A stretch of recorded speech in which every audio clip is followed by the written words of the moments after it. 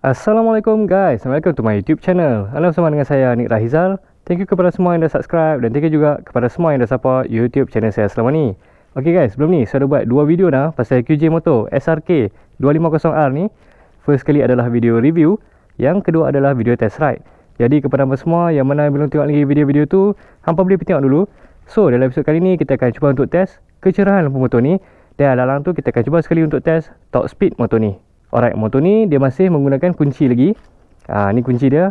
So kalau nak start macam biasalah, apa masukkan kunci kat sini. Okey, pusing kunci ke kanan. Lepas tu panel meter pun akan menyala, dan lampu DRL pun akan menyala. Dia punya lampu low beam bila pada start enjin sekejap baru dia akan menyala lah. Lampu dia fully LED. Lampu depan, lampu sinar depan, lampu belakang, lampu sinar belakang, semua fully LED. Jadi kalau nak tahu terang ke tak terang, jom kita pergi test tengok. Let's go. Okay, so macam inilah kecerahan lampu low beam dia. Tu dia guys, terang gila lampu dia weh. Nampak? Terang kau-kau. Tak apa, kita layan dulu ni main lampu low beam. Macam biasa, layan dulu.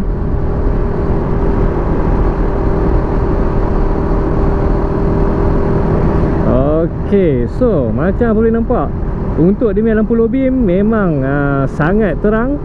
Okay, especially di bahagian tengah ni lah. Okay, tengok dia punya cahaya memang sangat terang, memang cerah, memang ketara lah. Dia punya suluhan tu kita boleh nampak.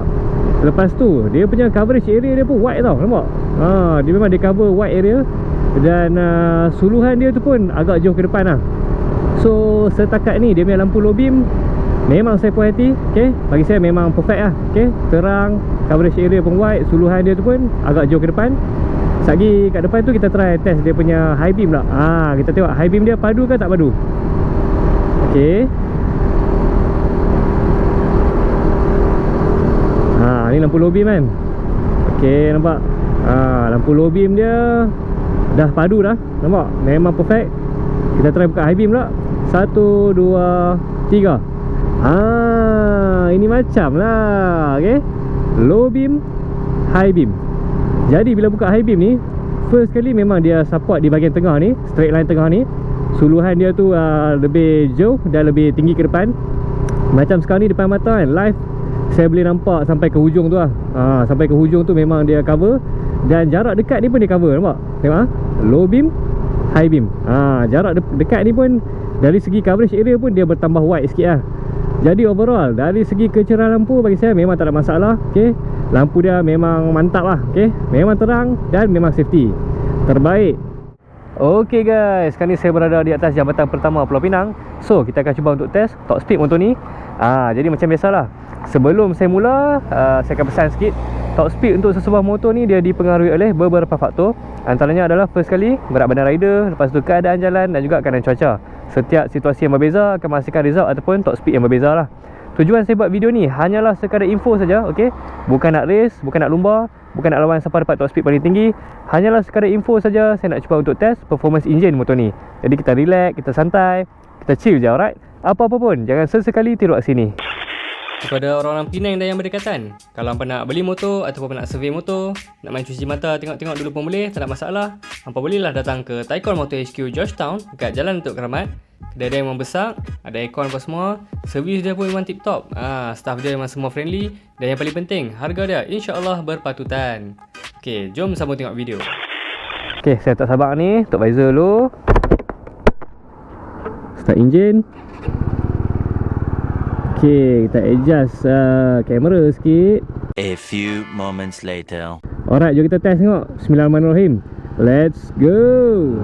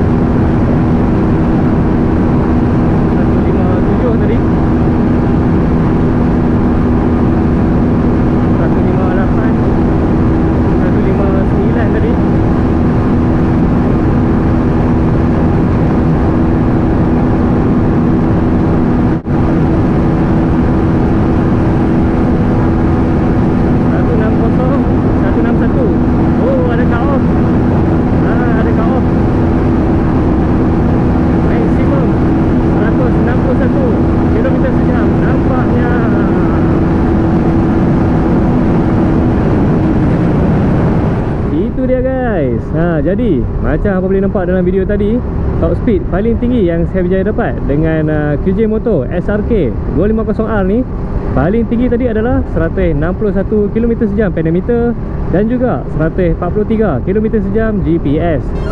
Yang tu kira top speed maksimum paling tinggi sampai cut off, okay? Sampai dia dah tersengguk-sengguk dah. So macam geng, padu tak padu motor ni? Kalau tanya saya, bagi saya dia punya top speed tu orang kata just nice lah, okay? Just nice, sesedap rasa untuk sebuah motor sport bike 250cc, satu silinder, okay? Cuma satu je lah dia punya ralat tu. Ralat orang kata perbezaan antara bacaan speedometer dan juga bacaan GPS. So 161 tolak 143, lebih kurang dalam 18 kmj ke dia punya perbezaan dia tu. Sebab selalunya orang kata perbezaan ralat yang normal ataupun yang average lah untuk top speed motor ni, dia adalah dari 10 hingga 15 kmj. Yang tu kira contoh lah, perbezaan ralat tu kan dapat 10, 12, 15. Yang tu kira normal lah. Banyak lah motor yang memang ralat macam tu. Dan ada sesetengah motor juga yang perbezaan ralat dia tu tak sampai 10 pun. Dia bawah pada 10. Contohnya macam motor-motor motor KTM. Dan ada lagi lah sesetengah motor lagi. Tapi motor KTM memang meter berat. Tapi top speed, maksudnya dia punya perbezaan antara speedometer dan juga bacaan GPS dia tu beza rendah ya. So meter dia tak tipu lah, senang cerita. Meter dia consider accurate lah. Selain daripada KTM, ada lagi lah motor-motor lain juga. Dan ada juga motor yang perbezaan ralat dia tu melebihi daripada 15. Contohnya macam motor ni lah, beza sampai 18 kan. So yang ni consider meter ringan lah. Namun walaupun dia punya perbezaan ralat tu agak tinggi, okay, 18 kmj, tapi dia punya bacaan GPS dia tu tak mengecewakan. Kira cukup laju lah. Kira dia punya actually top speed dia ni dah okey. Cuma dekat meter tu dia tunjuk lah 16 lebih tu kan. Dia bagi nampak sedap sikit lah kan. Sedap mata memandang sikit lah. Padahal dia punya top speed sebenar dia tu GPS dia 14 lebih je. Lebih kurang macam motor-motor lain lah juga kan. So okey lah bagi saya top speed dia sesedap rasa, just nice. Dan yang paling penting, dia punya kecerahan lampu. Lampu dia memang sangat terang guys. Macam sekarang ni saya duduk bawa pun, walaupun ada lampu jalan apa semua, tapi dia punya lampu ni kan, nampak dia punya suluhan tu masih boleh nampak tau atas jalan.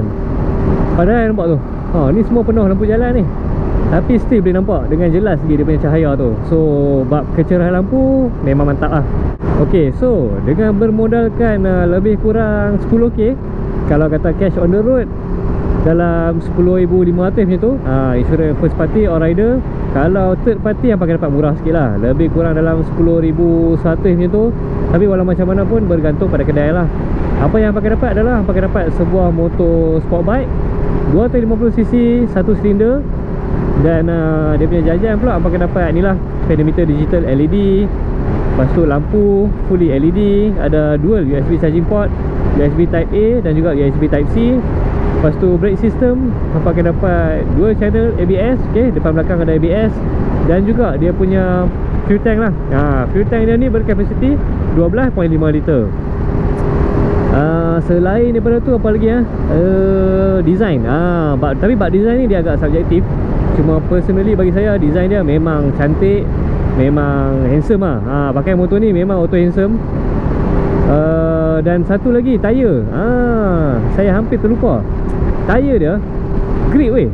Tayar dia bukan biasa-biasa tau. Tayar dia pakai tayar Helios. Apa biasa dengar kan, Helios. So tayar dia ni masa saya test cornering dalam video test ride yang sebelum ni, memang sedap kan. Lagi orang kata apa, lagi panas dia punya getah dia kan, compound dia tu lagi lembut, lagi sedap, lagi melekat lah.